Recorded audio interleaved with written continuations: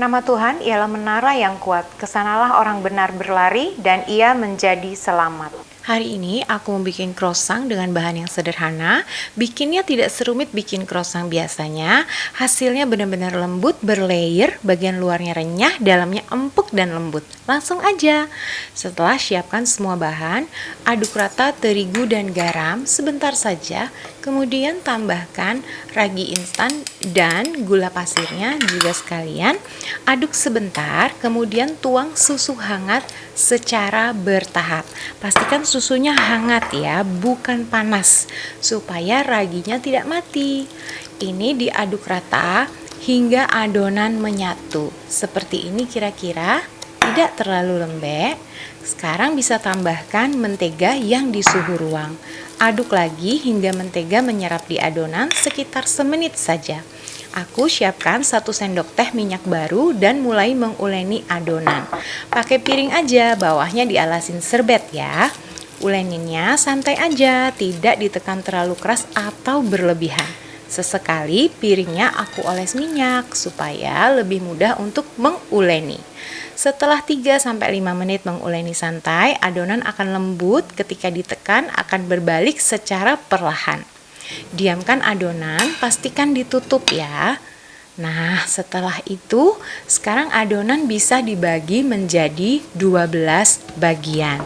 Aku dikira-kira aja supaya ukurannya sama. Kemudian pipihkan, satukan bentuk bulatan hingga dia rapih. Lakukan pada semua adonan. Sekarang bisa tabur tepung, pipihkan adonan dengan rolling pin, membentuk lingkaran seperti ini kira-kira. Adonannya akan lentur ya. Aku udah selesai semuanya, taruh di piring atau di loyang. Nah, lanjut bisa tabur tepung lagi. Nah, kali ini aku ambil adonan yang paling pertama aku pipihkan tadi. Sekarang oles dengan mentega yang di suhu ruang. Nggak usah terlalu tebal, tapi seluruh bagiannya dioles ya. Kemudian ditumpuk dengan adonan berikutnya, oles mentega, dan seterusnya. Nah, ini udah bagian yang terakhir.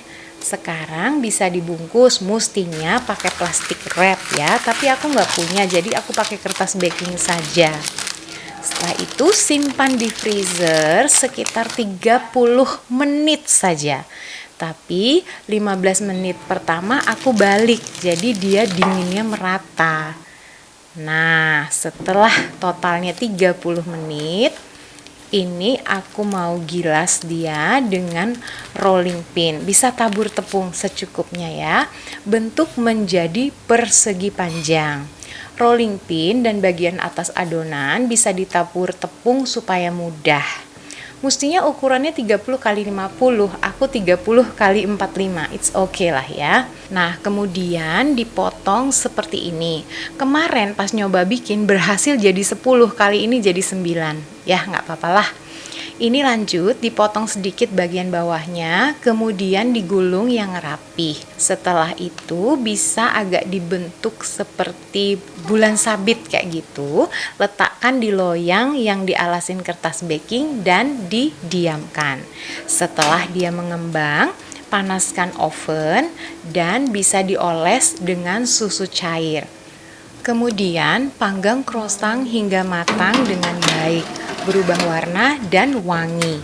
Panas-panas bisa dioles dengan mentega supaya dia wangi dan mengkilat. Croissantnya mengembang banget, berlayer-layer gitu dan wangi sekali.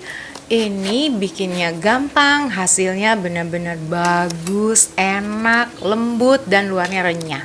Croissantnya udah jadi, karena ovenku kecil aku harus panggang 2 kali, kalau enggak dia matangnya kurang bagus karena dia tuh ngembang banget ya.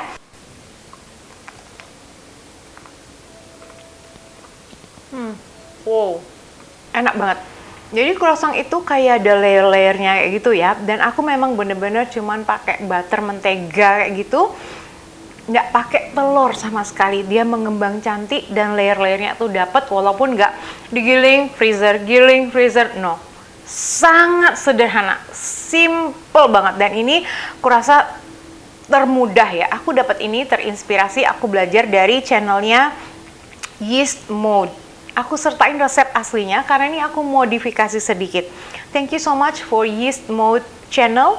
I learned how to make very simple croissant dan ini harus banget dicoba. Dengan waktu yang sangat singkat bisa bikin sesuatu yang wow banget. Nah, aku tunjukin ya. Kita tuh sering, anakku suka makan croissant. Nah, yang seukuran kayak gini tuh dia 10 ribuan. Dan aku tuh ketika aku bikin ini, berhari-hari loh kita tuh nyemilnya croissant aja. Kayak mewah banget, padahal bikinnya sederhana, nggak pakai telur, memang pakai mentega. Kalau mau dia hasilnya bagus, wangi gitu, menteganya mentega yang bagus ya. A very good butter. Harus pakai mentega yang kualitasnya bagus. Kalau memang nggak ada, it's okay. Tapi kalau mau yang wangi kayak gitu, mentega yang bagus. Ini harus dicoba. Please teman-teman, kalau udah nyobain resep ini, hashtag Dapur Teman Dina di Instagram atau tag aja langsung Dapur Dina. Makasih yang udah follow di TikTok. Makasih di TikTok resep-resep Dapur Dina sangat sederhana, bahan-bahannya simple tapi rasanya wow.